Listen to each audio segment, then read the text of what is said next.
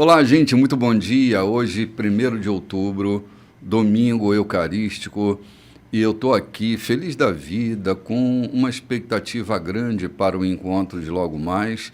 Mas aqui no Café com Bispo, nós estamos assim, contentes, felizes por podermos cumprir a nossa missão de compartilhar, de refletir os textos bíblicos com vocês. Hoje, aqui à minha direita, eu tenho minha querida amiga Loide Nogueira. Bem-vinda. Opa, bom dia, meu Bom bispo. dia, querida. Bom dia, pastor João. Bom dia, querida. Bom dia, você que está aí nos aguardando, sempre com a mesa posta, viu? Sim. É verdade, Loide. Muita gente Sempre tomando café com a gente agora, com a mesa né? posta, mas tem aqueles também que estão se deslocando, indo para a igreja, indo para a praia, indo caminhar no calçadão lá da litorânea, ou então fazendo um passeio ali perto de casa, levando o cachorrinho para tomar ali um ar, né? Passear um pouquinho. Você também. Olha, você que está à nossa escuta, um oi bem legal para você, ok? Aqueles que estão trabalhando, né? Se deslocando também com Sim, seu veículo. nos hospitais, os enfermeiros que hoje estão ali no hospital de plantão. Você também, nós estamos aqui fazendo tudo isso também para você e por você. É verdade. E aqui à minha esquerda, meu querido amigo João Cândido Silveira.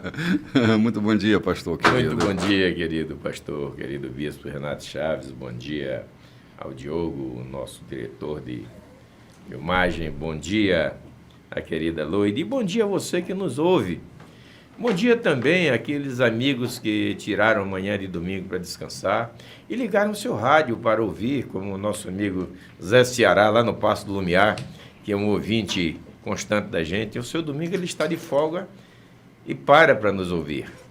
Então nós mandamos o nosso bom dia a todos vocês e dizer que aqui nós estamos nos esforçando para levar o melhor, buscando a orientação do Espírito Santo e o conhecimento da palavra para levar o melhor, para que você tenha o prazer, a satisfação e o aproveitamento de ouvir aquilo que Deus nos tem dado para transmitir a vocês. É isso aí, João. E com muita alegria, nós estamos trabalhando o texto de Lucas, capítulo 12. Estamos debruçados desde a semana passada. E hoje nós vamos lá para o versículo 22, não é isso, Loide? É sim, versículo 22. Caiam na realidade. Caiam na realidade, meu material caiu aqui. Gente, fez um barulhão terrível, viu? Nos perdoem por isso, mas é assim mesmo, né? Não, fez um barulhão para nós, né? Para eles, eu acho que nem conseguiram ouvir, não captou o som. É isso aí, é dessa forma, assim, né? A gente vai... Cai a Bíblia, cai um lápis, uma caderneta. Cai um cabelo, a gente está sempre deixando cair alguma coisa. E Jesus hoje convida, nesse estudo, a cair na realidade. É isso aí, Loide. O assunto continuou com os discípulos. Não fiquem aflitos com a comida que terão de pôr na mesa, ou se o guarda-roupa está fora de moda. Há muito mais coisas na vida que a comida que vai para o estômago.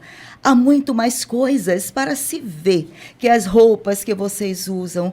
Olhem as aves, livres e desimpedidas, não estão presas a nenhum emprego e vivem despreocupadas aos cuidados de Deus. E vocês valem para Ele mais que os passarinhos. Será que alguém consegue ficar 1 centímetro mais alto preocupado diante do espelho? Se com preocupação não conseguimos nada, então por que se preocupar? Todo esse tempo e dinheiro gasto com moda, pensam que faz muita diferença? Em vez de correr atrás da moda, caminhem pelos campos e observem as flores silvestres. Elas não se enfeitam, nem compram, mas vocês já viram formas e cores mais belas? Os 10 homens e mulheres da lista dos mais bem vestidos iriam parecer maltrapilhos comparados com as flores. Se Deus dá tanta atenção à aparência das flores do campo, e muitas delas nem mesmo são vistas, não acham que Ele irá cuidar de vocês, ter prazer em vocês e fazer o melhor por vocês? Quero convencê-los a relaxar, a não se preocuparem tanto em adquirir. Em vez disso, prefiram dar, correspondendo assim ao cuidado de Deus. Quem não conhece a Deus e não sabe como Ele trabalha é que se prende a essas coisas, mas vocês conhecem Deus e sabem como Ele trabalha. Orientem sua vida de acordo com a de Deus. Não se preocupem com as perdas e descobrirão que todas as suas necessidades serão satisfeitas. Vocês são meus amigos, amigos queridos. O Pai quer dar seu reino a vocês. Sejam generosos, ajudem os pobres, invistam no banco que jamais irá falir. Aquela agência no céu, a salvo de assaltantes e falsários, na qual vocês podem confiar. Saibam que o lugar que vocês mais desejam estar é perto do seu tesouro, e é lá que acabarão indo parar. Meu Deus, que texto atual, não? Atual. O espírito desse texto é o que eu mais tenho trabalhado esses dias. Essa coisa que despertou no homem pós-moderno de forma tão avassaladora, que é a busca do ter e ter a qualquer preço. Textos semelhantes a esse, por exemplo, é aquele o que adianta ao homem ganhar o mundo inteiro e perder a sua alma. Há pessoas que estão trabalhando tanto, João, que não estão conseguindo viver. Há pessoas que esperam 35 anos de trabalho prestado para que 35 anos depois comecem a viver. Isso me preocupa, porque isso nos desconecta da vida. Não sei se vocês se lembram de uma citação que eu fiz de uma charge, onde tinham dois personagens conversando e um pergunta ao outro: como vai sua vida? E ele diz: estou com muitos projetos, estou fazendo muito sucesso, estou trabalhando muito, minha atividade não para. Aí o outro voltou a perguntar: sim, e a sua vida? Porque a gente precisa considerar que a nossa vida, ela está para além daquilo que a gente faz. Alguns estão misturando a vida com seus fazeres e concentrando tudo o que eles têm nos fazeres que eles desenvolvem, esquecendo-se de viver, vendo tudo passar, as crianças crescerem, os dias se passam e eles não encontram tempo para viver. Estão tão ocupados com coisas que os prendem que eles não conseguem viver. Esse texto é extremamente adequado para quem sofre de depressão parar para refletir. Porque essa aceleração no desenvolvimento de atividades e de coisas, a busca da aquisição de coisas, às vezes estão nos impedindo de viver. Vi alguns anos atrás uma propaganda, era uma propaganda de seguros, que o cara, a cena aparece numa imagem encurtada, eram duas pessoas conversando e alguém tentando convencer o outro a fazer um seguro. E dizia para ele: quando terminar esse período, e a imagem ia se abrindo, quando terminar, daqui a 30 anos, você poderá comprar o seu barquinho, botá-lo na beira do lago, comprar a sua casinha. E a imagem, quando está toda aberta, eles estão conversando dentro de um barquinho, com uma casinha lá ao fundo. Ou seja, ele já está vivendo aquilo que se planejaria 30 anos para viver. No final das contas, o que é mesmo que a gente quer com isso, João? Com tanta atividade. E Jesus convida os caras para passearem pelo quintal, pelo campo, né? Pelo campo, para terem contato com coisas que possivelmente colocariam seus pés no chão. Cair na realidade. Porque, cara, a gente não precisa de tanto. Acho que foi ontem, à tarde, eu estava ouvindo um notável dizendo, né? E ele dizia, a gente não precisa de tanto. A gente não precisa de tanto. A gente vive com muito menos. Esse discurso não se equivale a um discurso franciscano. E eu não estou desprezando o discurso franciscano, é claro. Eu só estou te dizendo que isso não se assemelha a um. Mas a gente precisa, João, ter um pouco mais de desapego. O versículo 22, aliás, perdão, versículo 34, na versão que eu tenho à mão, talvez nos dê um sentido sobre isso. Porque onde estiver o teu tesouro, ali estará o teu coração. É possível que tenhamos que amontoar coisas para poder colocar o coração ali.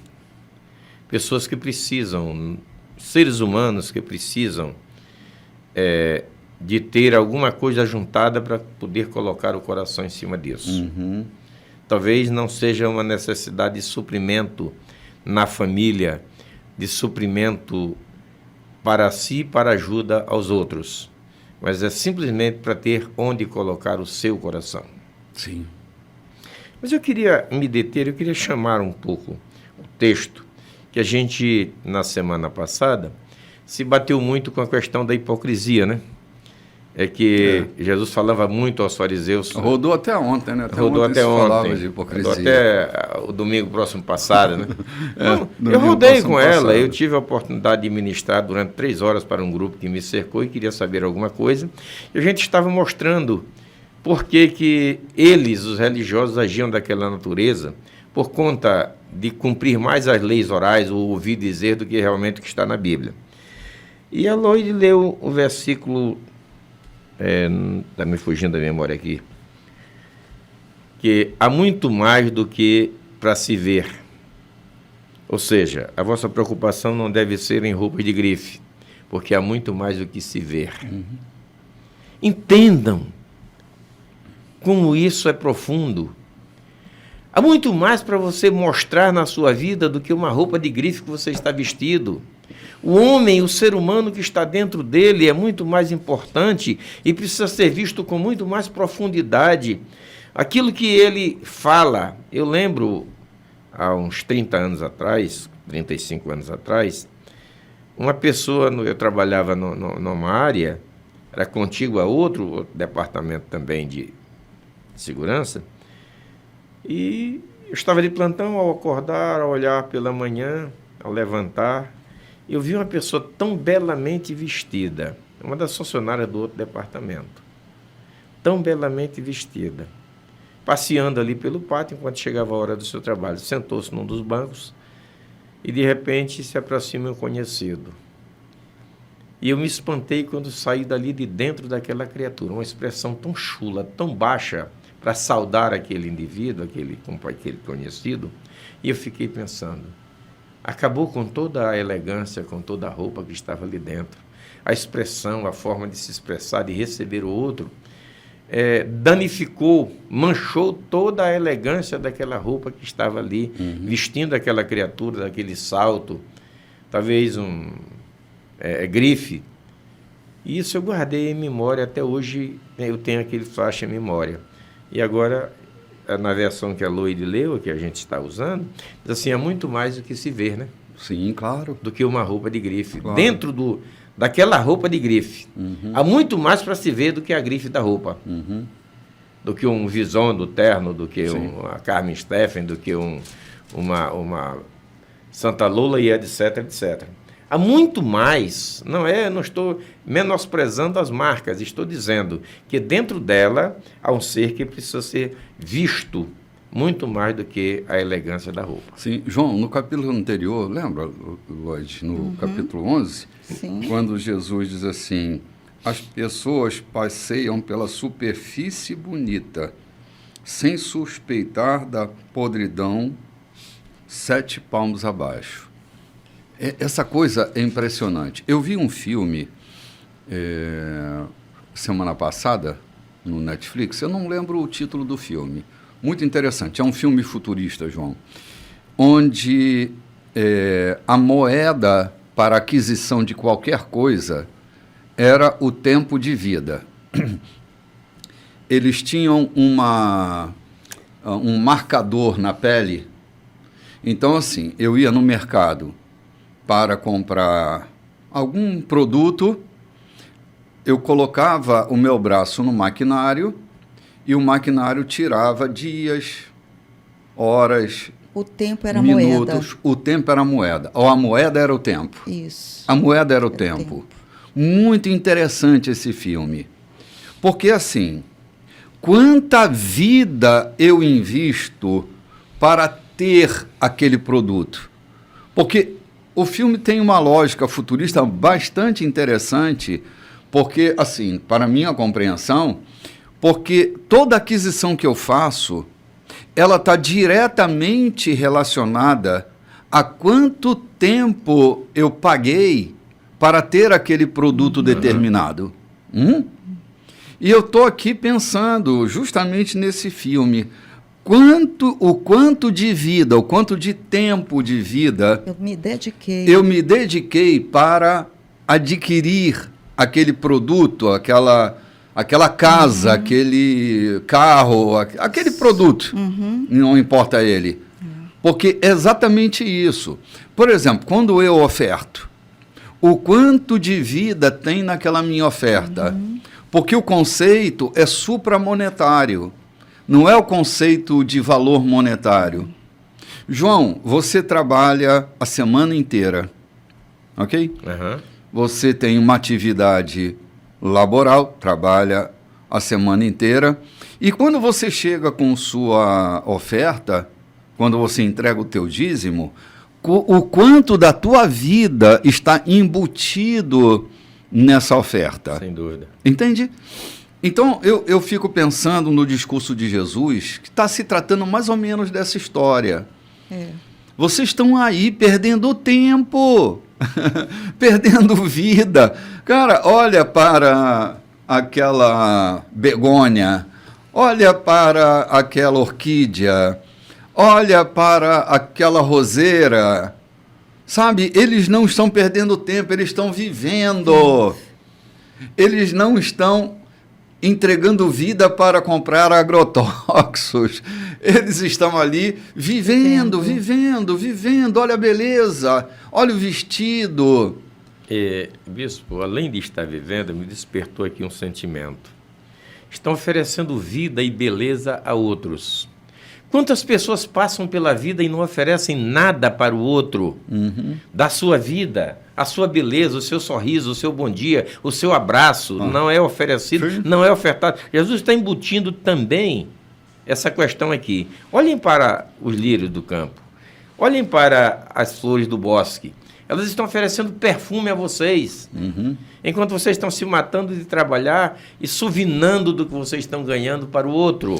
João, tem um textinho aqui, desculpe te cortar aqui, que diz assim, algumas delas nem são vistas, ou seja, elas estão vivendo para elas mesmas. Elas não têm essa satisfação. O perfume que exala não é para os outros, é por elas mesmas. Por elas estarem relaxadas, vivendo. Vivendo, elas conseguem exalar. É. Os outros desfrutam do perfume, que não é que está sendo ofertada pelo outro. Elas não tá estão sendo sangrando vivida, não para estão oferecer sangrando, esse perfume, exatamente. né? E Jesus Lloyd. diz assim, quero convencê-los a relaxar. Isso. Relaxem. Por que elas estão perfumando o ambiente? Porque elas estão vivendo relaxadamente. Exatamente elas estão simplesmente isso. sendo elas, vivendo, oferecendo perfume, oferecendo, vivendo a vida. E é isso que o Senhor diz, vocês também têm perfume. Você tem perfume, João, você tem perfume, Loide. Relaxe para que essa fragrância possa sair de você. Sem relaxamento não sai. Mais uma coisa. Nós estragamos sai sangue, né? Nós estragamos a fragrância e começamos a sangrar. Sim. Foi nesse cenário de não estar relaxado, mas estar com medo que Jesus sangrou. Não foi isso, bispo? Foi. Que ele sangrou, que ele suou o quê? Sangue, por não estar relaxado, Sim. por ele estar no cenário de pisa-pisa, muita tensão. Então, Jesus aqui convida, relaxem, porque quando vocês estão relaxados, sai o melhor de vocês. Gente, eu acho que a gente podia vender esse conteúdo como conteúdo terapêutico aí. A gente ia ganhar um dinheiro, hein? Eu vou de novo buscar o que Jesus estava dizendo. Vocês estão se preocupando absurdamente em adquirir. E nesse afã de procurar, ninguém enriquece sozinho. Alguém tem que cooperar com isso. Quantos têm sido explorados? A vida de vocês, em vez de perfumar pessoas, está atropelando pessoas, exigindo o trabalho do outro. Em vez de ser um perfume, você está sendo o quê? Um torpor para a vida dos outros que trabalham contigo. Lá vem o chefe, e ele é exigente. Olha, o chefe chegou, ele quer horário, essa coisa toda porque ele quer rendimento. E Jesus diz, parem, andem no bosque e vejam que as flores não exigem nada de ninguém para florescer. As flores florescem e perfumam a floresta sem exigir nada de ninguém. Então, vocês devem permanecer assim, não que vocês sejam ociosos, relaxados ou irresponsáveis. Porque também Salomão disse que o preguiçoso diz que tem um leão na rua para não ir trabalhar, né? Trabalhar é dignidade, trabalhar é devido, sem, todavia, viver em busca daquilo que eu não vou gastar, aquilo que eu não vou usar. Eu estava fazendo aqui, enquanto a gente passava, uma reflexão sobre a minha vida. A gente tem um espaço, pedaço de campo lá no interior, e nos meses de março até abril, maio, você esteve lá comigo, é muito proveitoso, gostoso para a gente andar de canoa, de lancha, essa coisa toda. E logo que a gente adquiriu, Deus nos deu a possibilidade de termos jet ski, lancha, e vivemos. E hoje eu fico pensando, se eu tivesse corrido atrás de adquirir, as lanchas estavam lá dentro do depósito, porque a minha idade, a minha disposição, as minhas emoções já não me convidam. Já passo o inverno lá sem descer ao campo para andar de canoa. Então, para que me serviria se eu não tivesse aproveitado? Sim. Para que me serviria se eu tivesse apenas acumulado? Ainda tenho alguma coisa que está lá, guardada. Por quê? Porque as emoções, o gozo de fazer, e Salomão disse, antes que isso aconteça, aproveite.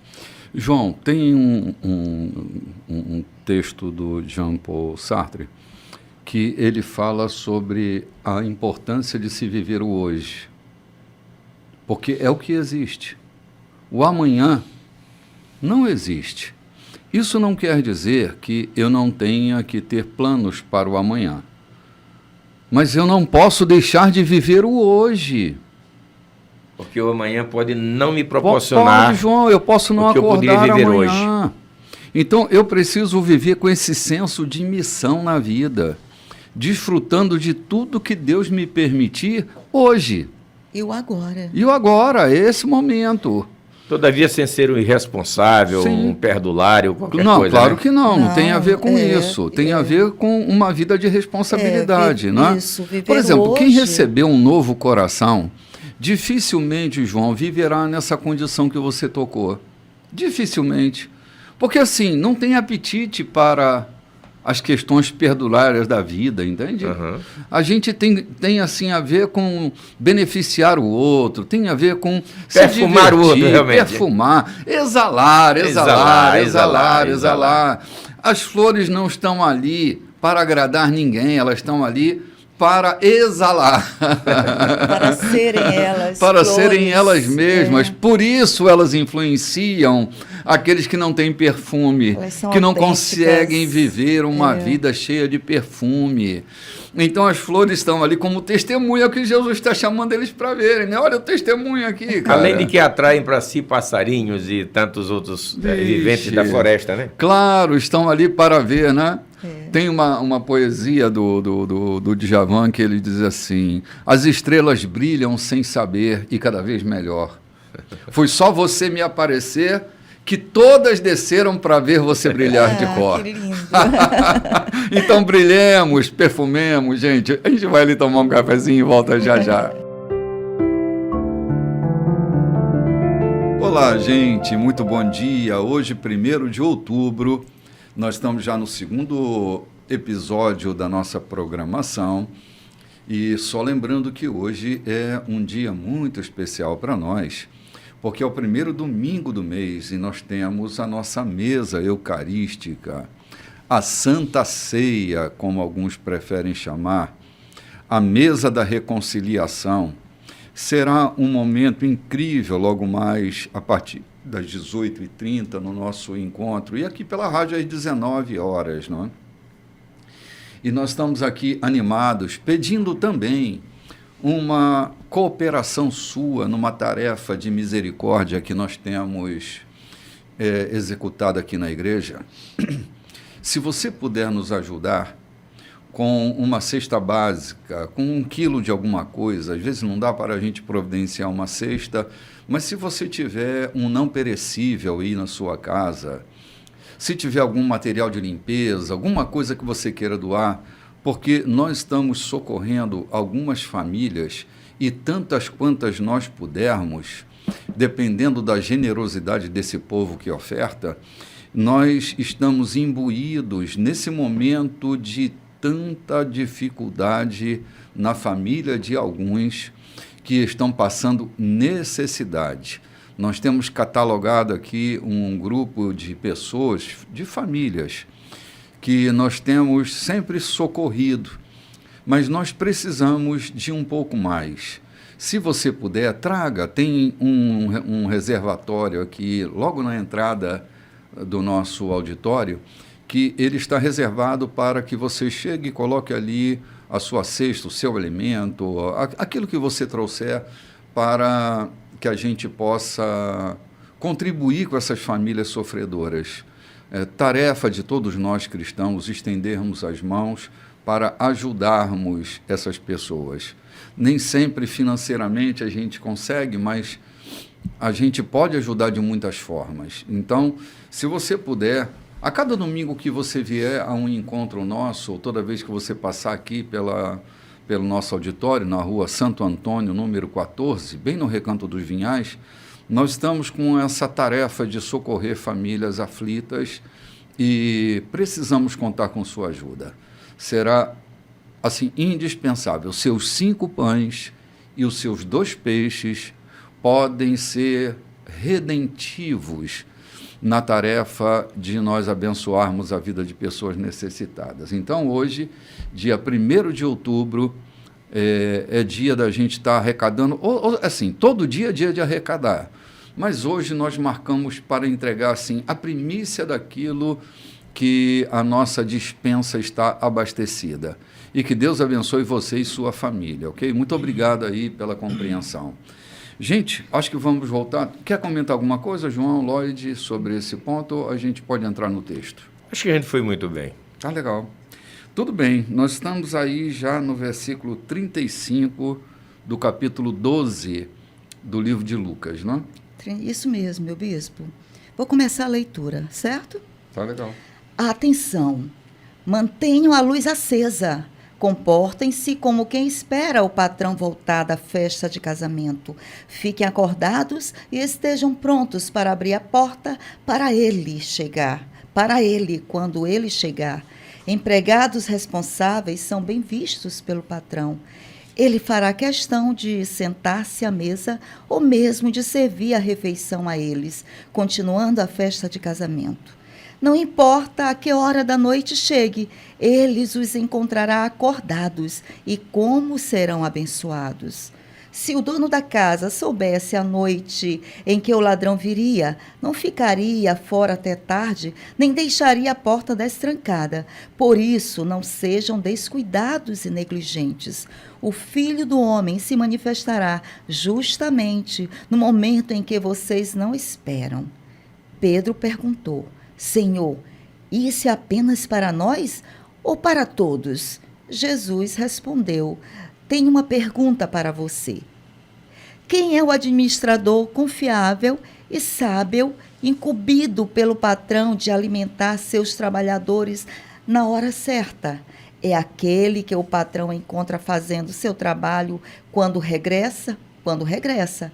É um homem abençoado, mas se o administrador disser para si mesmo: o patrão está demorando, e começar a maltratar os outros empregados e passar o tempo farreando com os amigos, a chegada do patrão será uma triste surpresa para ele. Perderá o cargo e o seu destino será o pior possível.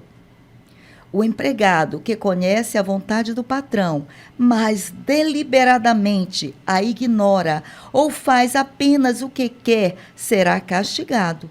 Mas o trabalho mal feito, por inexperiência, ficará só na repreensão. Posição importante implica maior responsabilidade. Quanto maior o mérito, maior a responsabilidade. Ok, vamos dar uma paradinha aqui. Desde criança, João, Lloyd e queridos amigos que estão nos acompanhando, eu ouvia meu avô dizendo: Jesus está à porta. Bom, já se passaram 60 anos desde a minha infância e eu continuo repetindo para mim mesmo e para todos que cruzam meu caminho: Jesus está à porta. Meu avô me ensinou a viver hoje. E assim, eu só vou dar um pulo para trás aqui do texto anterior, da questão do exalar, do perfumar, né? É que assim, o nosso senso de missão na vida, João, precisa nos levar a viver hoje como se Jesus estivesse voltando amanhã. Do tipo assim: se eu soubesse, João, honestamente, se eu soubesse que Jesus viria amanhã, dia 2 de outubro, o que você acha que eu estaria fazendo hoje? Eu estaria sentado aqui, junto a vocês, fazendo o programa de hoje. Esse senso de missão na minha vida me coloca no hoje, entregando todos os meus recursos que me cabe dentro daquele dia. Então, essa devolutiva para a vida é a entrega que eu faço no dia de hoje. Quando logo no início, no versículo 35, ele diz: atenção, mantenham a luz acesa, é exatamente isso. E eu pergunto para ti, João, se Jesus viesse amanhã, dia 2 de outubro, o que é que você estaria fazendo hoje, nessa hora que estamos Nada mais do que aqui? o que foi planejado para fazer no dia. Por quê? Ele fala do servo vigilante, o servo fiel, não que a gente queira se arroubar de ser isso. Todavia, é o que a gente faz na vida, é seguir a Cristo, é acompanhar a sua doutrina, a sua mensagem, é examinar a sua palavra e cuidar de fazer isso. Uhum. E ele fala de dois tipos de servo, né? Ele fala do servo negligente, que espanca, que afasta, que farreia, e fala daqueles que estão atentos a isso. Uhum. Estar atento é estar cônscio do que está fazendo todos os dias. E se Jesus volta hoje, falam do grande evangelista Billy Graham, que alguém perguntou para ele: se o senhor soubesse que Jesus voltaria daqui a 8 dias, o que o senhor estaria fazendo? Ele disse, abriu a agenda e disse o que está na minha agenda. Uhum. Pregando na África, na Ásia, onde quer que fosse, eu estaria continuando a minha agenda, porque essa é a minha vida. Uhum. E essa deve ser a nossa. eu não teria nenhum torpor, nenhum medo, nenhum pavor. A vinda de Cristo, há um hino que diz assim: como há de ser para ti sua vinda, ela trará gozo ao teu coração, ou te fará padecer mais ainda, temes que só te fará maldição. Ou seja, eu não concordo que a vinda de Cristo será maldição para a vida de alguém, porque na maldição ele já está, se ele não estiver atento para ela, né? Sim, sim. Não é a vinda que lhe trará maldição. João, a grande perturbação daqueles que se apavoram com a vinda de Cristo é o senso de endividamento que a pessoa tem com a vida. Ela E se com a sente vinda. Sim, com a vida e automaticamente com a vinda. Com a vinda. Porque assim, se eu estivesse nesse momento agora, em pleno lazer, tipo ali na Lagoa do Cassó, tomando banho nas límpidas águas da lagoa, e Jesus viesse, eu seria abduzido no meio da lagoa. Ou seja, há tempo de lazer e a gente não tem que se culpar. É exalar, Exalar. é perfumar, Sim. é brilhar. Onde nós estivermos e na condição que estivermos. Sim. É esse senso de missão que eu estou chamando a atenção para que a vida seja vivida. Então, assim, o que está acontecendo comigo hoje? Eu vou glorificar a Cristo com minha vida hoje. Amém. É Se eu isso. estiver no restaurante, se eu estiver pregando lá no Cristo Redentor, se eu estiver... Sabe, não importa onde eu estiver. Ou o que eu esteja fazendo. Ou o que eu esteja fazendo. Que quando Paulo diz, quer comais, quer bebais, que faz qualquer outra coisa, esteja cônscio do que está fazendo para a glória de Deus. Glória de Deus. Então, que eu esteja comendo, banhando na Lagoa do Cassó, como disse, Exatamente. trabalhando Perfeitamente. de forma conveniente, não Aham. tenho nenhum medo, nenhum torpor, Não. porque ele virá.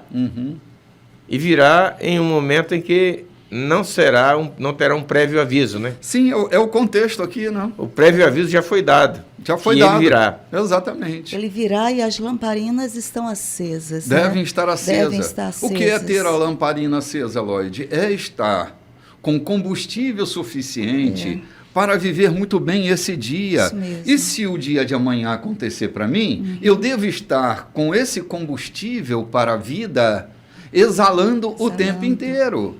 Então, qual é a minha missão? Exalar hoje, perfumar hoje, Queimar hoje. queimar hoje, encandecer hoje. E Iluminar amanhã também. hoje. E amanhã também. Se também. houver amanhã, amanhã também. Isso. Então, é essa vida que a gente não pode desperdiçar. Lá em Cantares, meu bispo, eu estava lembrando, em Cantares 5, anotei aqui, 5:3, fala da Sulamita, aquela amada do Salomão, Sim. né? E ela diz que já estava deitada quando o amado tentou abrir a porta. E ela disse: ah, meu amado, eu já lavei os meus pés, já despi a minha roupa. Eu não vou tornar sujar os meus pés. Tu vai ficar aí, vai esperar do lado de fora. E depois ela tomou a decisão: não, eu vou abrir.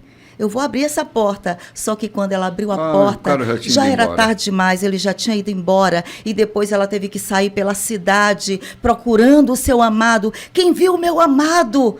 Quem é o teu amado? É aquele que é assim, assim. E ela Esse é foi o desespero correndo. do o endividado. desespero, isso. Ok? Isso. Ela estava endividada. Endividada. Ela não abriu a porta quando deveria. Então, esse senso de endividamento faz as pessoas viverem apavoradas. Cara, quer viver em paz, exalando o seu perfume, brilhando o seu brilho? Então brilhe hoje. Entregue a tua vida hoje. O teu cotidiano. É até um convite de Paulo, né? Entrega o teu cotidiano a Deus. O E- comer, o vestir, o andar, não é? O trabalhar, o labutar. Entrega isso a Deus como a sua vida cotidiana, como um incenso queimado para Deus. Essa é E a coisa. pronto, para se te findar naquele dia, tiver que Tá sair, tudo certo. a casa esteja em ordem, a família esteja em ordem, Perfeitamente, João. tudo esteja em ordem. Tudo esteja em ordem. Ele Porque disse Jesus aqui, poderá ó. voltar ou você poderá subir, ser chamado, né? Há uma necessidade de estar com as coisas em ordem, É. porque a proporção que não é a volta dele, mas é a tua chamada, também implica nisso. Eu quero estar pronto, fazendo o que eu devo estar fazendo a qualquer instante, porque a qualquer instante que eu for chamado, ou que ele vier, acontecerá a mesma coisa. Amém. Eu estarei pronto, apto. Mas o versículo 45 nos chama a atenção aqui. O que acontecerá, porém, se o servo pensar, meu senhor não voltará tão cedo, e começar a espancar os outros servos, e a comer e a beber e a se embriagar? Ele está falando aqui de servo também. Ele não está falando de alienados ao reino. Ele está falando daqueles que serviram, ou que servem ao reino. Todavia, a ganância da vida embriagou-se com os prazeres, com o recurso nababesco que está correndo na sua denominação, e aquilo lhe fez crescer, se embriagar com as riquezas. Ele pode estar se embriagando também com o número de pessoas, o contingente de pessoas na sua igreja, na sua congregação, na sua denominação, e isso está lhe embebedando, lhe embriagando, sem se incomodar muitas vezes com a necessidade daqueles que estão servindo aquela denominação. Então, aumentando o seu senso de endividamento, João. Isso. Então, Jesus está falando, não é daqueles que não o conhecem, é dos que o conhecem e se embriagaram com as vantagens oferecidas. Ele está demorando, pelo então próprio reino. Então, vamos gastar aqui, né? Vamos fazer aqui o que tiver que fazer, vamos construir um novo templo mais suntuoso, não porque este aqui não caiba, e etc, etc. Ou seja, ele está falando para servos. Ele está advertindo, tenham cuidado, estejam com a lamparina acesa. Ele não está falando para estranhos, ele está falando para aqueles que lhe seguiram e lhe seguem. Todavia, negligenciaram ou negligenciam, na verdade, a atenção, o cuidado de estarem atentos para subir com ele a qualquer momento, chamado ou por vinda. Né? Esse é o assunto do versículo 35, né, que enreda todo esse contexto, né? Atenção, mantenham a luz acesa. Não importa se ele está demorando, eu estou aguardando há 60 anos, não é? Tem que estar com a lamparina acesa. Lamparina acesa. A casa preparada, luz apagada da casa significa já fui dormir, não estou aguardando mais ninguém hoje. Né? Alguém vai na sua casa e vê a casa toda no escuro. Ah, Renato já dormiu. Ou então Renato não está em casa. Renato não está esperando por ninguém. É o sinal que dá a luz apagada, né? E ele aqui está dizendo, a luz tem que estar acesa. Sim. Como sinal que está esperando por alguém. Sim, o enredo teológico, né? Desculpe, João. É o enredo teológico que faz as pessoas terem sensações diferentes. Por exemplo, se eu tenho uma escatologia que me faz pensar que ele não pode voltar amanhã, que eu empurro isso para os próximos milênios, pode ser que algum desses trabalhadores, João, se vejam tão distante da sua vinda que vivam de qualquer jeito, vivam de qualquer maneira, vivam enchendo a paciência dos outros, sem perceber que a nossa vida é para se facilitar a vida dos outros. Pisando uns aos outros, né? Lembra Sim. do capítulo 11, que Jesus estava ali e o povo que foi ouvir Jesus, eles estavam pisando uns nos outros. É muito atual isso, né? Eu vi outro dia, assistindo a um culto, e eu vi ali alguém pisando um ao outro com perguntas, enchendo na hora do culto. Impróprias, né? Perguntas impróprias. Na hora do culto, eu estava assistindo no YouTube, e isso é pisar um ao outro, né? Quando eu lanço perguntas impróprias, perguntas somente para ofender, para irritar a igreja virtual ali, isso é pisar um ao outro. E Jesus falava disso, A mínima atenção para o que estava sendo dito, porque as perguntas eram incoerentes, nada a ver com nada. Né? Para abusar, para irritar, provocar ira. Isso é pisar um ao outro.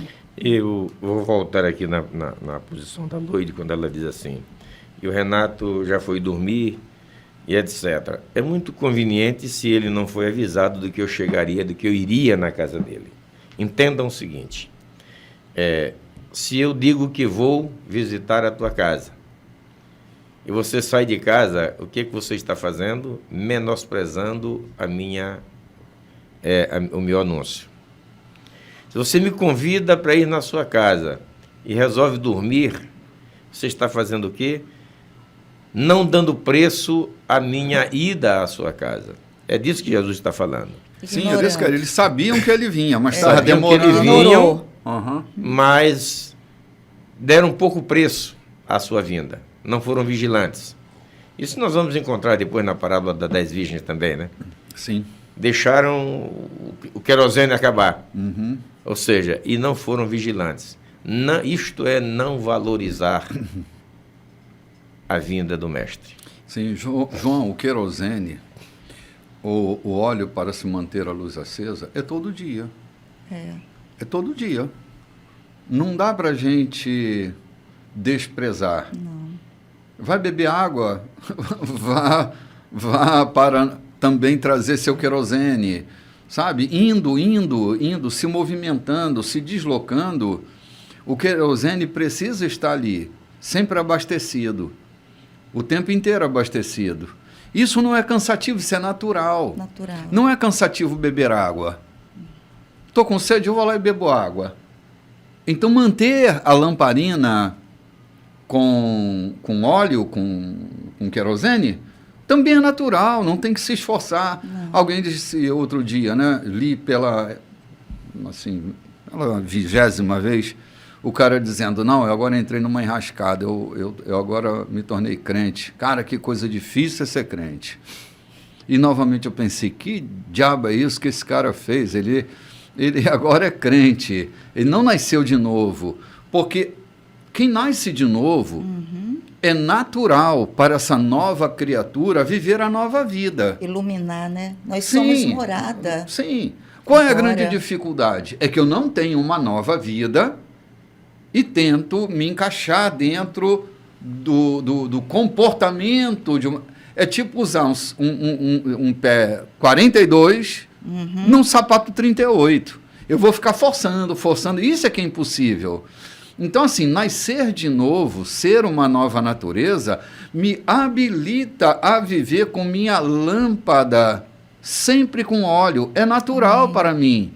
A minha nova natureza deseja óleo para manter a lamparina acesa. Lembra daquela pergunta e resposta acontecida no templo nosso há uns 15 anos atrás, quando aquela terapeuta diz, mas é difícil, não é, bispo? O senhor responde, não é difícil. Difícil é querer viver como cristão habitando a natureza velha. Exatamente isso, João. Difícil é querer viver como servo de Cristo habitando uma velha natureza, sendo dominado por uma velha natureza. João, esse negócio é difícil servir a Deus. Cara, difícil é servir o diabo. Isso é que é difícil, não é não? Agora, servir a Deus é a coisa mais deliciosa que se tem. Como pode ser difícil servir a Deus? Difícil é servir ao diabo. Pense nisso, meu irmão. Difícil viver nas trevas. Viver na luz, você só tem que exalar e brilhar. A sua missão é essa, só isso. Exale e brilhe intensamente, mantenha a lâmpada acesa, né, não, Lloyd? É isso que o Senhor vai falar agora. Ele vai falar sobre o fogo que deve estar aceso. No versículo 49. Posso ler aqui, bispo? Pode, claro. Ele diz assim, eu vim para acender fogo sobre a terra, e como queria que já estivesse aceso. Vim para mudar tudo, para acertar tudo, e como queria que tudo já estivesse concluído. Acham que vim para facilitar as coisas e deixar o ambiente agradável? Nada disso. Vim para causar conflito e confronto de agora em diante. Numa casa com 5 pessoas, será assim. 3 contra 2 e 2 contra 3. Pai contra filho e filho contra pai. Mãe contra filha e filha contra mãe. Sogra contra nora e nora contra sogra. Dirigindo-se à multidão, Jesus disse... Quando nuvens surgem do oeste, vocês logo pensam com razão, vem uma tempestade aí. Quando o vento vem do sul, vocês dizem acertadamente, vai fazer calor. Portanto, não tentem me enganar. Vocês sabem quando o tempo vai mudar. Por isso, não venham me dizer que não percebem a mudança no tempo de Deus, a nova estação que Ele inaugura. Não é preciso ser gênio para entender essas coisas. Basta usar bom senso, o mesmo que vocês usam quando tentam um acordo com um acusador, ao perceber que se o caso for ao juiz, vocês correm o risco de ir para a cadeia ou pagar uma multa pesada. É o tipo de decisão que espero de vocês. Muito bem, gente, esse texto é um texto que a gente precisa tocar com delicadeza para entender o que Jesus está dizendo. Assim, não basta o que está escrito. O que quer dizer isso que está escrito? E nós vamos fazê-lo já já. Depois do intervalo comercial, a gente volta. Porque mal entendido esse texto faz da vida um inferno, né? Então a gente vai ali e volta já já, gente.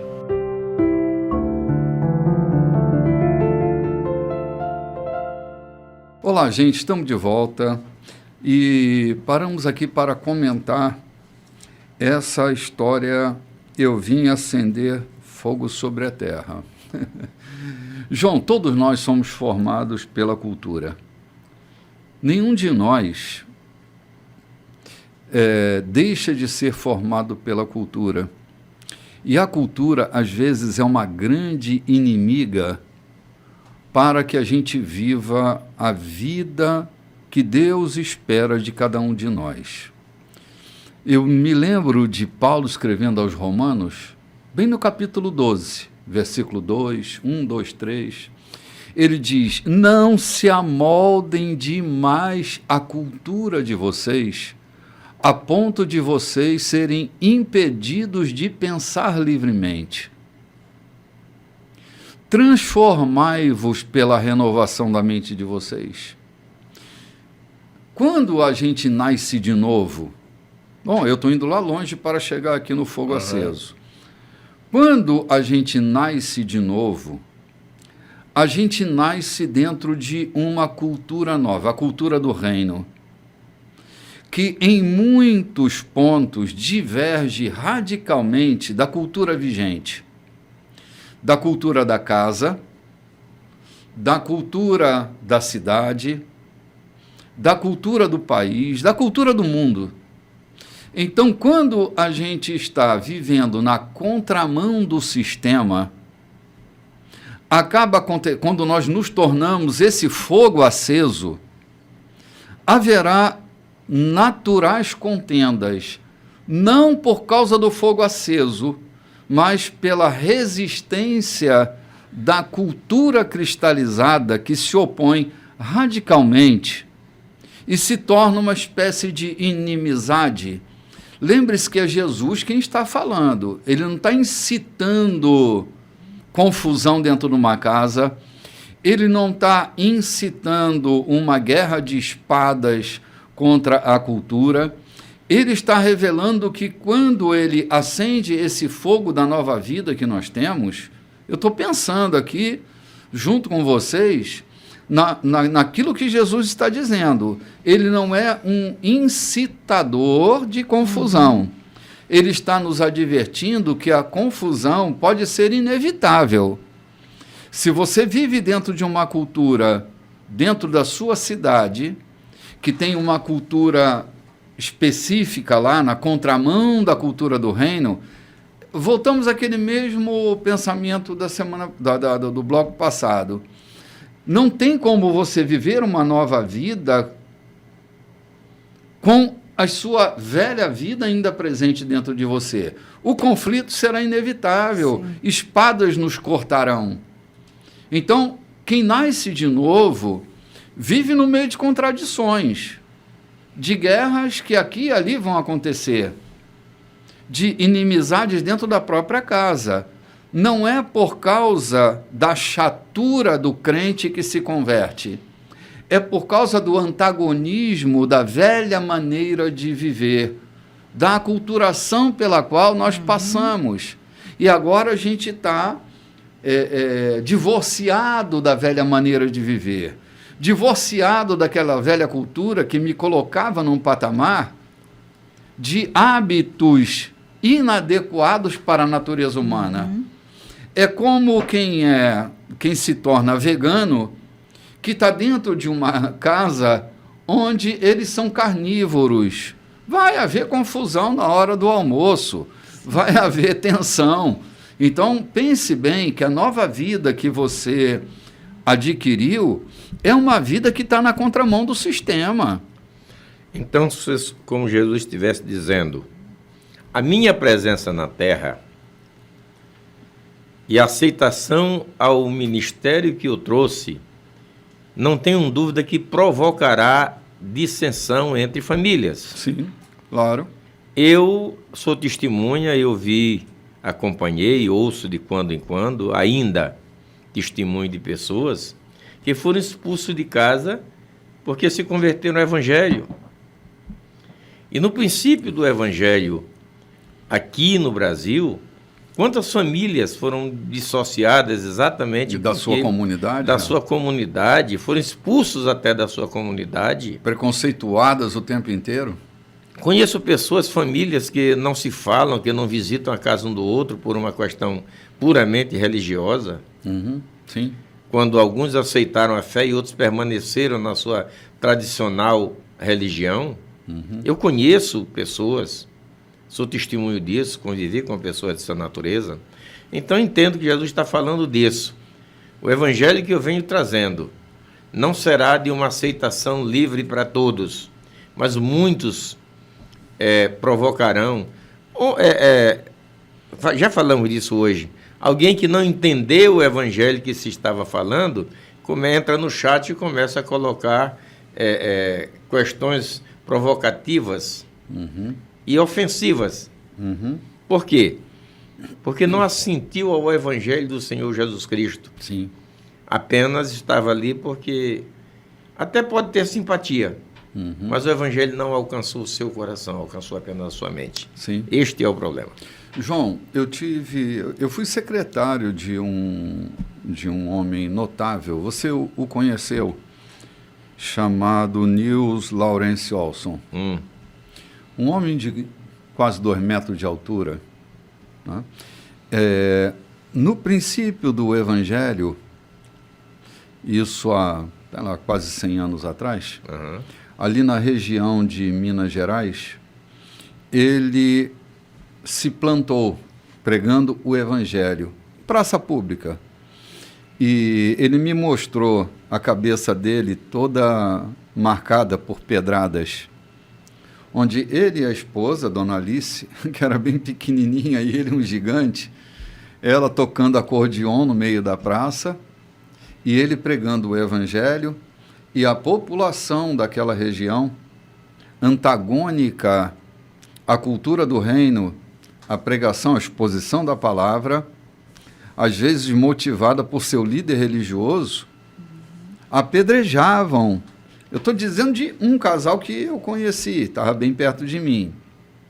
Agora, os inúmeros casos espalhados pelo Brasil, de guerras não produzidas ou provocadas pelo Evangelho objetivamente, mas pela cultura que se antagonizava ao Evangelho, a esse fogo ardente. Sim.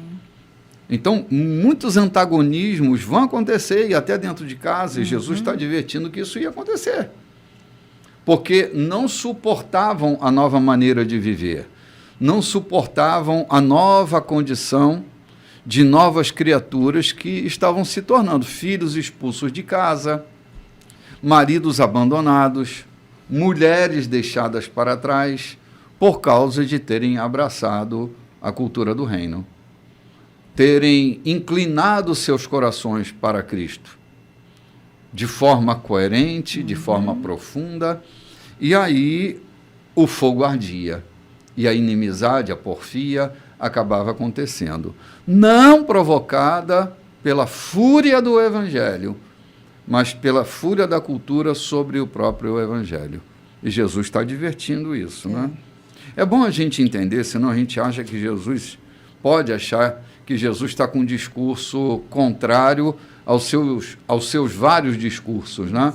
Tipo, está incitando a rebeldia, está incitando a violência, e não é isso que Jesus está fazendo. Parece, lido apenas naturalmente, parece um contrassenso com o que disse Isaías, né? Príncipe da paz. Sim. Como é que Isaías disse que Jesus é o príncipe da paz e Jesus está dizendo aqui que ele veio tocar fogo no mundo? Sim, sim. É preciso, na verdade, eu falei a alguém ontem, quando disse, eu vou ler a Bíblia.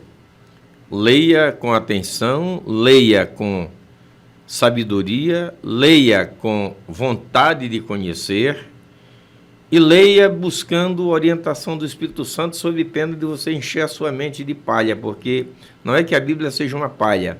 Você pode avolumar de leitura sem nenhum conhecimento, sem nenhum entendimento. Quantas vezes esse texto aqui me provocou conturbação na cabeça? Por não entender exatamente isso. Jesus está falando da sua missão, que não seria aceita por tantos e, por conseguinte, provocaria dissensão entre pessoas. Não era essa a sua intenção, não foi essa a sua vontade de fazer, não era essa a sua missão. Todavia, era inevitável que isso acontecesse. Ok, vamos Eu avançar. acho que foi tão claro, vocês assim, fizeram um comentário, né, o pastor João, o bispo, de uma forma tão clara, né? E é isso mesmo. Eu estou aqui parado ouvindo, digo, meu Deus, mas está tão claro que não precisa mais se colocar nenhum ponto, nem nada, viu, bispo? Sim. Parabéns. Eu posso continuar? Pode, Agora claro. nós iremos para o capítulo 13. 13, vamos lá. Vamos lá? Estamos avançando. Estamos avançando. Foi nessa ocasião que vieram contar a ele sobre os galileus, que Pilatos matou durante um culto, misturando o sangue deles com o dos sacrifícios. Jesus comentou: vocês acham que esses galileus assassinados eram piores que o restante dos galileus? De modo algum. A não ser que vocês se voltem para Deus, irão morrer também. Outro dia, em Jerusalém, 18 homens morreram esmagados quando a torre de Siloé desabou sobre eles. Acham que eles eram os piores cidadãos entre todos os habitantes da cidade? De modo algum. E a não ser que vocês se voltem para Deus, irão morrer também. Em seguida, Jesus contou-lhe esta história. Um homem tinha uma figueira plantada em sua propriedade, mas na época de figos não havia um fruto sequer. Ele disse ao agricultor: o que está acontecendo? Há 3 anos tento colher figos desta árvore e nada. É melhor cortar. Por que desperdiçar a terra boa? O homem lhe pediu: vamos dar a ele mais 1 ano. Vou cavar ao redor e jogar adubo. Talvez comece a produzir no ano que vem. Se não der nada, vamos cortá-la. Ok, vamos dar uma paradinha aqui. Antes da gente falar da agricultura aqui, Junto estava comentando comigo aí sobre um texto do Flávio Joséfo, e a questão dos galileus, né? Quer expor de alguma forma fica para aqui nós assim isso? um pouco confuso ou então de difícil entendimento quando se fala dessa história ou desse fato apenas narrado por Lucas e de passagem muito rápida. Eu gostaria de explicar, vou tentar ser sucinto. A Judéia, olha, Jerusalém estava dividido em dois governos. Pilatos governava na Judéia e Herodes governava na Galileia. Eram 2 governos romanos atuando em Jerusalém. E eles se tornaram inimigos. Mas os judeus tinham o hábito de cultuar. Mesmo sendo a Galileia uma região menosprezada, e foi ali que Jesus quase centra o seu ministério, mais ali, de Cafarnaum para Galileia, o tempo todo subindo menos a Judéia do que a Galileia. Mas nesse contexto de governo, diz o Flávio Joséfo que os galileus eram muito maus. Eles, quando subiam para reivindicar, eles não conversavam. Então subiram para Jerusalém, reivindicando o direito de poder adorar. Não consultaram sacerdotes, vieram para fazer do seu modo e provocaram uma dissensão ali. Nessa provocação, Pilatos aproveita para provocar o Herodes e manda matar os galileus que estavam oferecendo o sacrifício. Então, quando o texto diz que misturando o seu sangue com o sangue dos animais que estavam sendo sacrificados, não é que ele, o Pilatos, tenha desejado, tenha ordenado que aquele sangue fosse misturado e colocado no altar. É que foram mortos no mesmo lugar, quando os animais estavam sendo mortos, as pessoas foram mortas também, e houve uma mistura de sangue, não para sacrifício, mas pelo que aconteceu, pelo episódio que aconteceu. Então, para entender, a história é exatamente essa. E Jesus fala aqui dizendo, eles não eram mais culpados do que vocês ou dos restantes dos galileus. Então, Jesus ratifica exatamente o que o Flávio Joséfo diz. Não eram galileus pacíficos, eram judeus galileus perversos, que vieram buscar reivindicar o seu direito também junto ao templo. Então Jesus os chama de culpado quando ele diz, vocês não são mais culpados do que eles. Uhum. Olha como é importante, João, a gente conhecer um pouco da história, como isso abre um pouco mais a nossa capacidade de compreender aquilo que está escrito, né? Facilita a gente olhar para o texto com um pouco mais de atenção, um pouco mais de cuidado. Todavia, a gente encontra um texto que Jesus chama a atenção para umas questões importantes. Assim, de tudo que a gente lê aqui, como assim, o tempo fica cada vez menor, e a gente vai ter, no próximo ano, a oportunidade de expor o texto novamente, eu quero ficar com o meu comentário aqui bem no finalzinho, no versículo 9, quando o homem pediu, dizendo, vamos dar a ela mais um ano. Eu vou cavar ao redor, vou jogar adubo, talvez comece a produzir no próximo ano, e se não der nada, então nós vamos cortar. Assim, eu olho para esse texto e vejo como Jesus usa essa parábola para revelar sua intenção em não desperdiçar a vida das pessoas, a fazer investimento na vida delas. Escavar ao redor, colocar adubo e ter a expectativa de uma floração para o próximo ano, é o que Deus está sempre fazendo com cada um de nós, quando nos tornamos improdutivos. É reaproveitar-nos, é gerar novas oportunidades, é cavar ao redor, é colocar adubo, é criar expectativa de uma resposta para a vida. Deus não joga ninguém fora. Ele escava ao redor, coloca adubo para que haja uma nova produção na vida da gente. Essa coisa, para mim, é tão deliciosa, tão boa da gente ouvir, porque aqui e ali pode ser que a gente se veja improdutivo, que se torne mesmo improdutivo. Esse cavar ao redor tem a ver com a raiz, né? Tem a ver. Jesus aqui vai... Oxigenar a raiz. Justamente cavar ao redor, cavar, ver como é que está a raiz, porque o problema dessa figueira está na raiz. Então, dê mais uma oportunidade. Vamos ver aqui, vamos cavar profundamente, vamos mexer na raiz, na rejeição dessa pessoa, nessa coisa lá que está enraizada, que vem lá da criança, dessa pessoa, do interior, da cultura, do padrão familiar, dessa figueira. Então, o Senhor diz vamos vamos cavar, vamos dar mais um tempo a ela para ver se ano que vem ela dá uma resposta favorável a isso que você está pedindo nesse momento. E tem tudo a ver com essa questão de cima dos galileus também, porque o Senhor diz assim, você acha que vocês são melhores do que eles, vocês vão morrer também se não for cavados, se a sua raiz não for, né, mexida. Então, quando Jesus coloca aqui a figueira, ele não está contando uma outra história. Não, a história mesmo. A história mesmo, ele está apenas aqui colocando,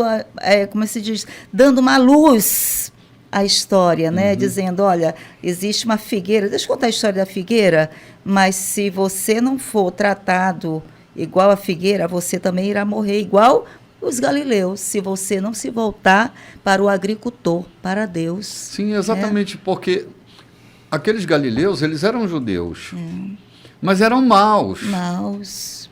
Então ele usa, Jesus ele está sempre usando metáforas, parábolas, né? Figuras. Para ilustrar, para facilitar o entendimento. Né? E é isso que os discípulos perguntavam, por que você conta essas histórias? Você entende, mas tem alguns aqui que ainda não entendem. Né? Exatamente. Em vários momentos, a gente falou aqui, usou essa conjunção condicional de Jesus. Se vocês não se arrependerem. Ou seja, ele está sempre dando a condição ao homem de mudança de vida, de se arrepender, Perfeito, de mudar atitudes, de se tornar produtivo. Essa semana eu fui insultado por um jovem num grupo de rede social que a gente tem na Baixada. Falou tanto do que não conhecia ao meu respeito, apenas desabafou-se. Eu li e calei. Voltei para casa. E ontem eu fiz um texto, fui compreender que aquilo era o arroubo da juventude.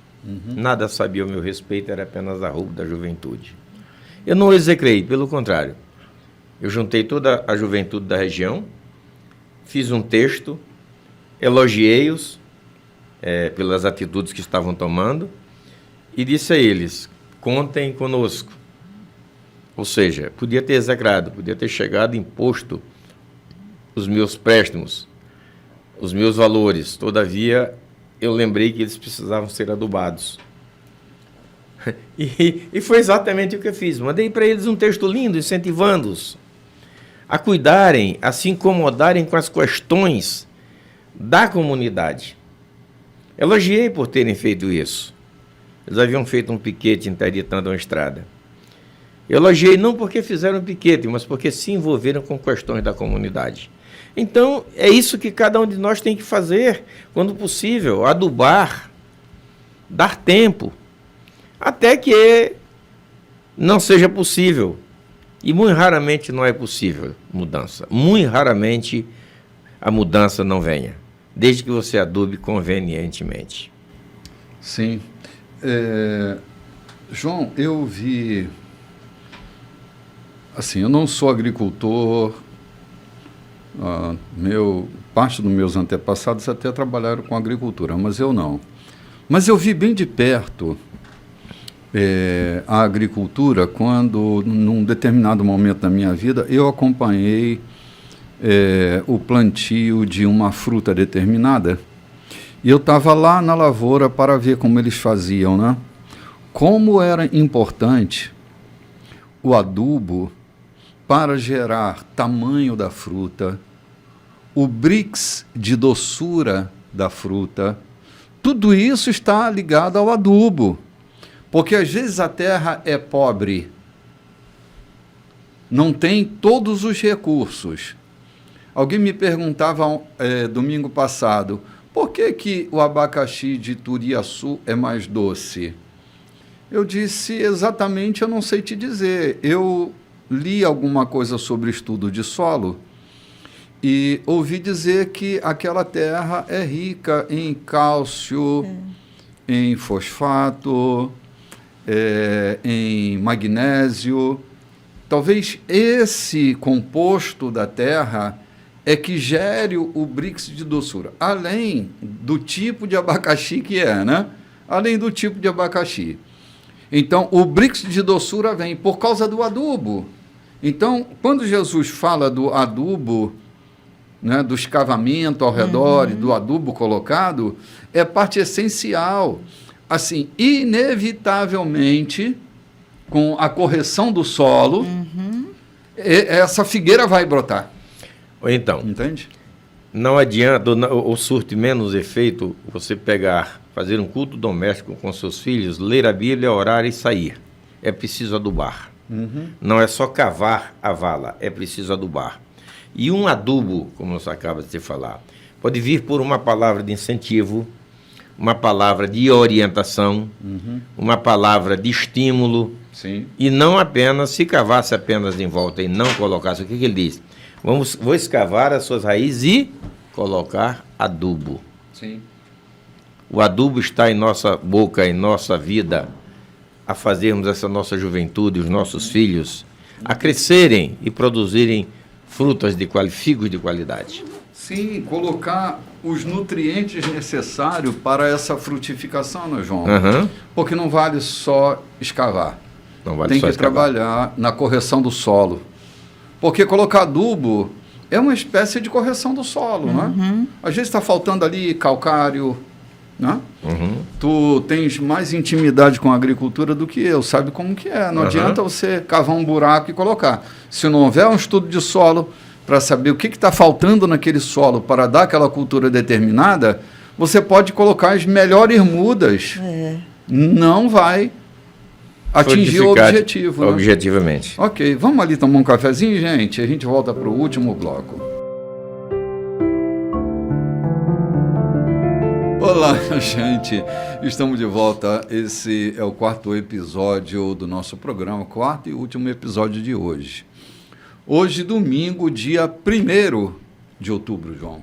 Ou o dia eucarístico na Igreja da Colheita, na Rua Santo Antônio. Um dia em que a gente come de sua carne, bebe de seu sangue.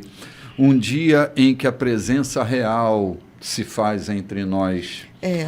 Um dia em que a consubstanciação dos elementos acontece na nossa experiência de comungante, daqueles que comem de sua carne e bebem do seu sangue. Um dia de comunhão. É um dia de comunhão, onde de todos festa. estão incluídos nesta mesa. É um dia de milagres, é um dia de curas, sabe? A gente celebra, mas é o dia que eu começo a olhar para o meu corpo e digo, eu estou sendo curada. Esse dia eu passo as mãos, não só nesse dia, mas nesse dia é um momento especial, né? Sim. Momento da ceia. E eu vou na minha cabeça, todo o meu corpo, e digo, eu estou sendo curada.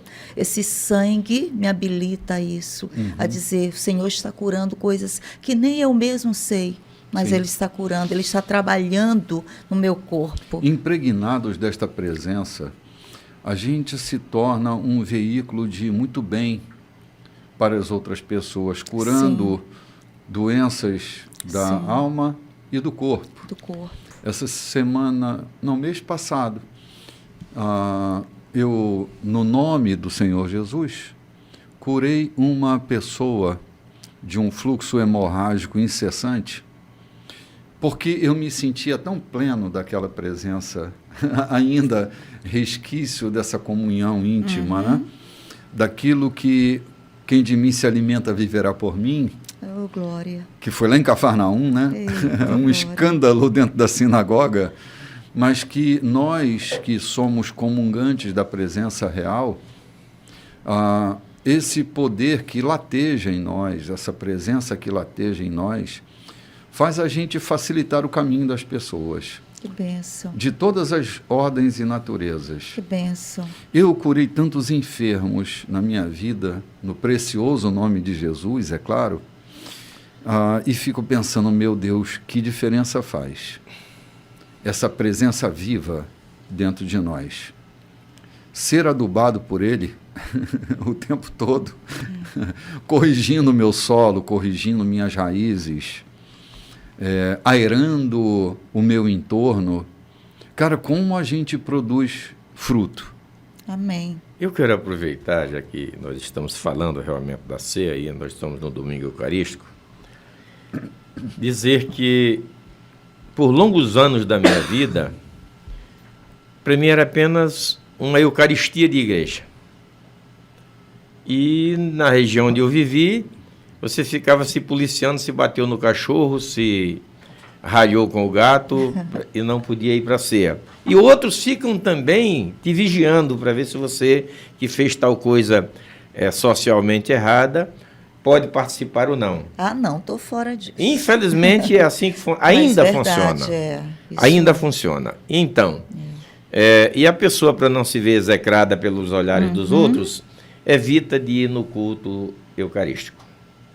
Eu vivi isso por longos anos da minha vida, até que um dia eu experimentei algo extraordinário, mas tão extraordinário que mudou todo o meu conceito, toda a minha vida. Isso eu já vinha experimentando. Eu fui acometido de uma úlcera nervosa e muito grave. Eu fui caluniado fortemente, fui execrado, e na mesma época aconteceu um acidente automobilístico comigo, e os traumas foram tão grandes que eu terminou gerando em mim uma úlcera, e uma úlcera grave. Então, depois de ter consultado o gastro por tanto tempo, ele disse: terça-feira eu vou fazer uma endoscopia em ti, e quinta-feira eu vou te operar. Eu só quero a localização porque eu sei que é grave. Então, segunda-feira eu fui ao culto. Estava ajudando na tesouraria, arrecadando, recebendo as ofertas, e ali fiquei quando o diácono se aproxima de mim e me traz os elementos da ceia. Eu me levantei, encostei no umbral da porta e disse: Jesus, este não é apenas um símbolo, nem uma figura. Tu disseste que é o teu sangue. E o teu sangue veio para libertar e curar. E é no teu sangue que eu vou confiar de estar curado. Aleluia. Chorei muito ali sozinho e tomei parte da ceia. Isso era segunda-feira à noite. Terça-feira eu fui com a minha noiva para o consultório do Dr. Luiz César, e ele introduziu o aparelho de endoscopia e começou a regalar os olhos e perguntar para ela. Eu estava meio sonolento. O que aconteceu? Ela só chorava. E quando eu levantei, ele disse: João, um milagre aconteceu na tua vida. Glória a Deus. O seu organismo está como um organismo de menino. Oh, que bênção. Onde está aquela úlcera que eu estava me preparando para operá-la na quinta-feira? Eu não consegui dizer muita coisa para ele, não. Eu chorei bastante. Porque, na verdade, eu entendi que o sangue de Cristo apenas não é, ou a ceia não é apenas uma simbologia, ou um momento eucarístico na igreja. Ele tem muito mais poder do que isso. Na igreja da colheita, um dia chegou uma senhora e eu entreguei a ceia a ela, e ela disse: eu não posso porque eu vou fazer uma endoscopia amanhã e já passou da hora de me alimentar. Eu convidei a minha esposa e mais uma outra pastora da igreja e pedi que levassem ao gabinete e ministrasse a ceia e a cura sobre ela. No outro dia ela me ligava gritando, chorando e dizendo: eu estou curada, eu não tenho nada, eu fiz a endoscopia e não tenho nada, eu estou curada. Que delícia. Então eu tenho como testemunha de que também aconteceu um outro fato comigo, porque às vezes nós temos escrúpulos para participar da ceia, como eu disse. A nossa cultura religiosa nos impede de participarmos da ceia por nos julgarmos impuros. Às vezes execram mesmo, né, João? Um dia eu me sentia o mais impuro de todos os homens. E saí pelo bairro procurando um amigo que eu precisava falar com ele. Terminei parando numa igreja. E lá estavam celebrando a ceia e eu entrei. Entrei com tanta fome, com tanta necessidade de participar. Naquele momento eu me senti o mais impuro de todos os homens. Havia acontecido coisas na minha vida e que eu tinha culpa naquilo. E eu invadi a igreja, se não me oferecesse eu avançava. E eu participei daquela ceia. Não era a minha igreja. Era uma igreja. Onde estavam celebrando. E eu saí dali com tanta paz na minha alma, com tanto gozo, chorei de lá até em casa.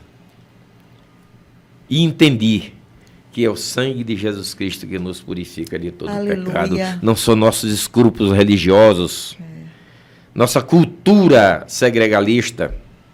A mesa é do Senhor, não é a mesa. Esta mesa nem à igreja pertence. Esta mesa nem à igreja pertence, não é minha, não é do pastor, não é do bispo e nem é da igreja, é a mesa do Senhor. Então, participar dela é participar da redenção dos nossos pecados, dos nossos males e do nosso pecado original. Enfim, eu convido vocês a participarem desse ato maravilhoso com a gente, que está acontecendo às 18h30 na Rua Santo Antônio, na Curva do 90. Sim, será um tempo excelente, né? Maravilhoso. Bom, depois da sessão de testemunhos e de curas maravilhosas, né? Nós ainda temos aqui um texto para rolar, né, Loide? Aqui que tem tudo a ver com o que o pastor João estava falando, com curas, né? Vamos lá, então. Vamos lá. Jesus estava ensinando numa sinagoga. Havia ali uma mulher tão encurvada pela artrite que não podia sequer olhar para cima. Ela era afligida por aquela doença havia 18 anos. E Jesus disse a ela: mulher, você está livre.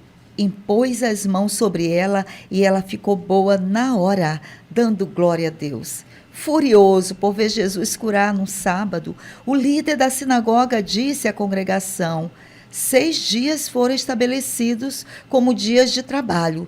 Venham num desses dias para ser curado, mas não no sábado, o 7º dia. Jesus reagiu: chega de enganar o povo. Todo sábado vocês tiram seus animais do estábulo e os levam para beber água, sem se preocupar com o dia. Então, onde está o erro de libertar hoje esta filha de Abraão, amarrada por Satanás há 18 anos? Com essa resposta, seus críticos ficaram envergonhados e perdidos, mas o povo era só alegria e não parava de comemorar. Pois bem, novamente está aqui o fruto das regras religiosas impedindo que a obra de Deus se consolidasse na vida de uma pessoa.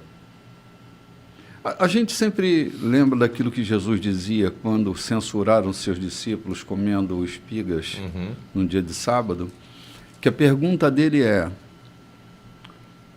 o homem foi feito para o sábado ou o sábado foi feito para o homem?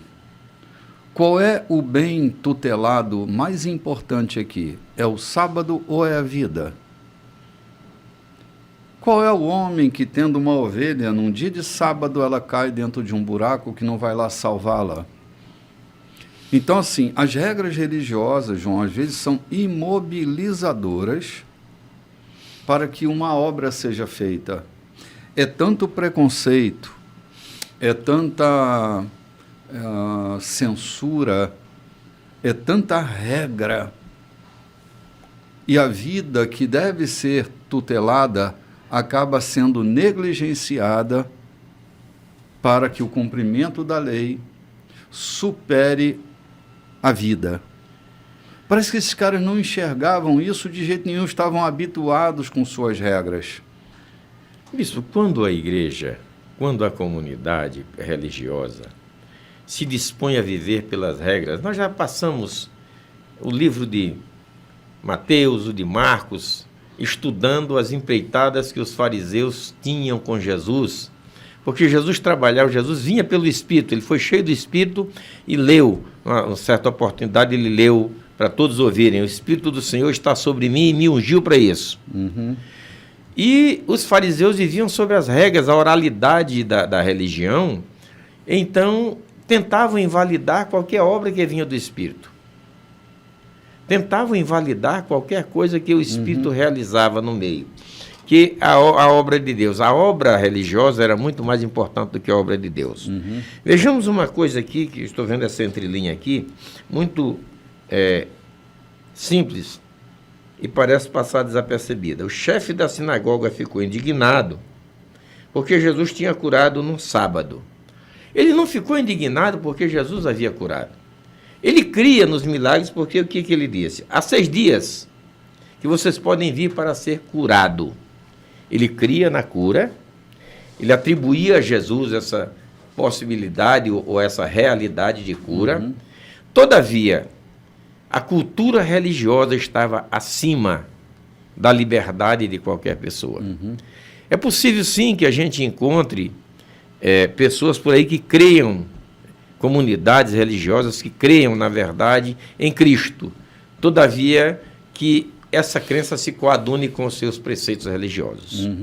Esta é a grande dificuldade. O chefe da sinagoga ficou indignado, não foi porque Jesus curou a mulher, é porque curou no sábado. Até aconselhou a multidão a virem. Venham na sexta-feira, na quinta, na segunda, na quarta. Ele vai estar aqui para curar vocês. No sábado, não. Venham na sexta até 6 da tarde, né, João? Na sexta até 6 da tarde. Podem vir, que ele está aqui pronto para ser curado. Não é, Jesus? Agora, no sábado, não. Porque aí no sábado você vai ferir os nossos preceitos. Seja Jesus ou outro qualquer, era qualquer um daqueles dias. Quantas pessoas... Ontem falávamos muito disso na comunidade que nos exigiram conversar com eles. Quantos nós execramos, quantas pessoas nós matamos porque não é convencional a nossa religião. Quantas mocinhas, me perdoem os que nos ouvem e não concordam com a gente, quantas mocinhas perderam-se de ser excelentes mães de famílias porque foram disciplinadas da igreja porque usaram uma calça ou uma roupa não convencional. Infelizmente, essa realidade é triste. Quantos jovens deixaram de ter a sua juventude dentro de uma igreja, prosperando e tratando ali, porque foram disciplinados pelo fato de ter casado com uma mulher não daquela religião? De jogar futebol, por exemplo. Por ter jogado futebol. Bom, a gente está indo às coisas mais, assim, banais. Banais.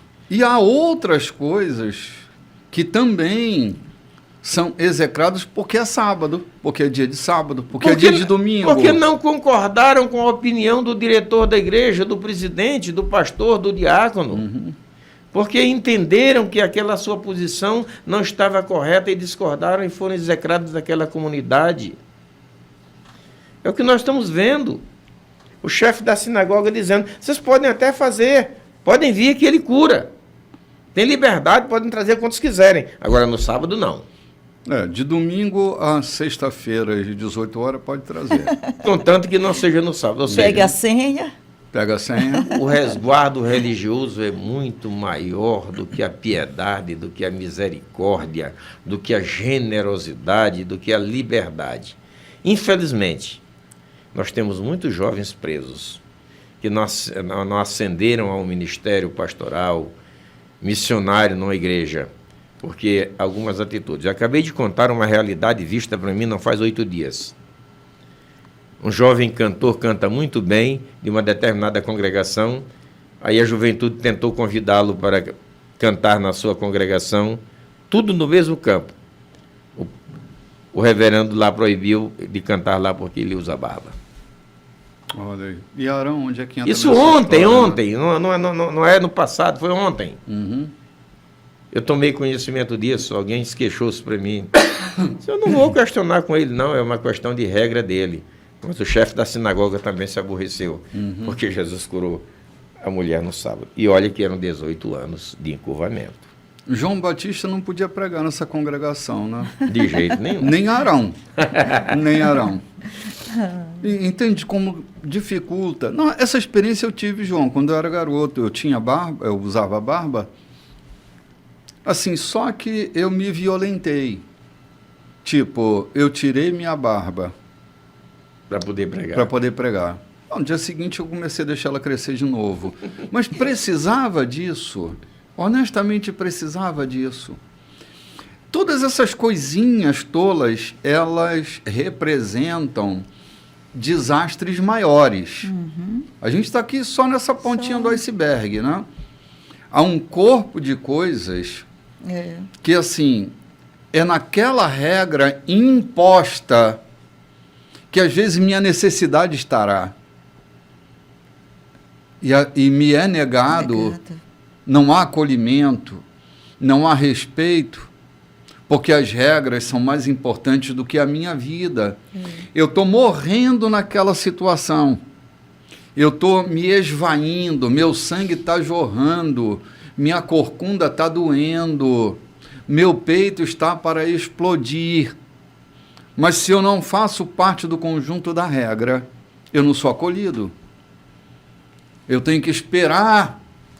Mas a necessidade é aquela. É tipo fome, cara. A fome tem pressa. A fome não pode esperar até aquele dia determinado. Né? Não temos tempo a perder. E, infelizmente, as regras, às vezes, fazem sucumbir a necessidade visceral de uma pessoa. Nada impede que tenhamos regras. Não, elas são boas, João. Elas precisam existir. Todavia algumas, né? Algumas, nem todas, né? As que norteiam o bom andamento da congregação, o bom andamento, o andamento social, o andamento moral da congregação que se propõe caminhar. Elas precisam existir. Todavia, regras e não doutrinamentos que proíbam uma mulher de ser curada. Quem traria essa mulher encurvada de 18 anos? Imagine a dificuldade que ela teve para chegar ali e ela ter que voltar e entrar na fila para a próxima semana. E Jesus foi tão misericordioso, Jesus tão sábio, tão humano, tão maravilhoso, que chega, o que ele faz com ela? Abraçou-a. Abraçou-a, não só curou, mas abraçou-a, deu dignidade a ela. Vai, mulher, você está livre, caminhe ereta. João, às vezes é só esse simples abraço que muda completamente a vida, né? Não tenha dúvida. É o simples abraço. Há coisas, João, que são tão simples, né, Lloyd? Mas que mudam radicalmente a vida. Um olhar, um abraço, uma fala, um bom dia saudável. Sentar frente a frente. Posso contar para vocês aqui rapidamente? A escuta atenta, aquela escuta atenciosa, né? É tão bom. Nesses dias eu estava conversando com alguém que ela estava falando e eu estava ouvindo. Aí ela disse, eu te cansei? Eu disse, não, estou te ouvindo. Aí ela simplesmente me deu um abraço, porque ela estava tão grata, porque eu estava com a escuta atenta, né? Sim. Isso aí é um abraço, é uma cura que a gente faz. E aqui nesse versículo 18, Jesus disse, eu não sei mais nem como eu explicar o reino para vocês, né? Porque muitas vezes a gente está dizendo, é desse jeito, e a pessoa não está com a escuta atenta, e tem um momento que Jesus, como é que eu posso ser mais claro com vocês? Lá no versículo, nem 18, é o versículo, deixa eu ver aqui. É o 18. É o 18, né, pastor? Como é que eu posso ser mais claro com vocês? Né? Ok, João, tu ia às vezes o nome pronunciado, eu não dá para contar com detalhes, mas eu passei uma vez na porta do xadrez da cidade vizinha que eu trabalhava e sabia que lá tinha um preso, e o corredor muito longo, mas eu cheguei na porta do corredor e gritei o nome dele.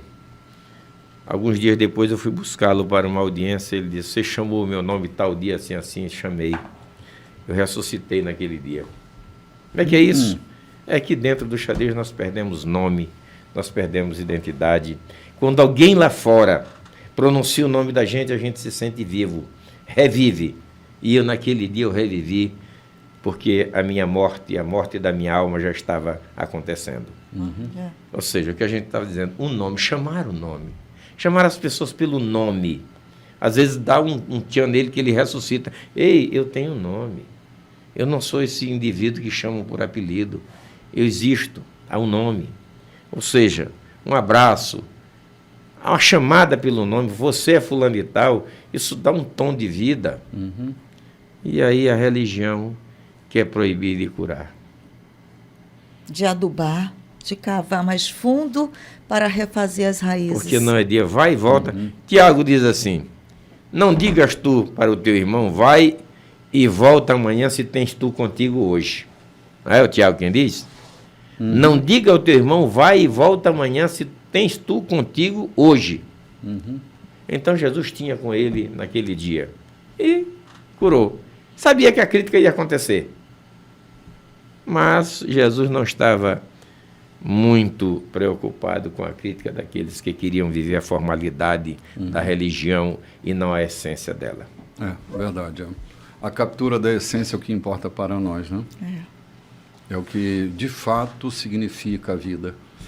Gente, nós estamos chegando ao fim do nosso programa. Acho que não dá para a gente ler mais um texto e comentá-lo, porque a gente não vai ter tempo. Mas, como a gente já fez uma propaganda longa sobre o dia de hoje, logo mais à noite, hoje é o dia da mesa, o dia da nossa grande celebração, e queremos convidar você para estar conosco. O nosso encontro começa às 18h30, com transmissão ao vivo pelo YouTube. O canal é Igreja da Colheita, e também será transmitido pela rádio, a partir das 19 horas. Mas é ao vivo, porque a transmissão pela rádio é só pelo período da palavra, então você pode, pela rádio, a partir das 19 horas, estar acompanhando nosso grande culto de celebração. Mas o gostoso é se você estiver aqui conosco, com a sua esposa, seus filhos, sua família. Gozar dessa comunhão pessoal com a gente. Gente, minha despedida aqui, te desejo um domingo super feliz, domingo de paz. O Senhor seja contigo e uma semana vitoriosa. Amém. Shalom, queridos. Forte abraço. Shalom.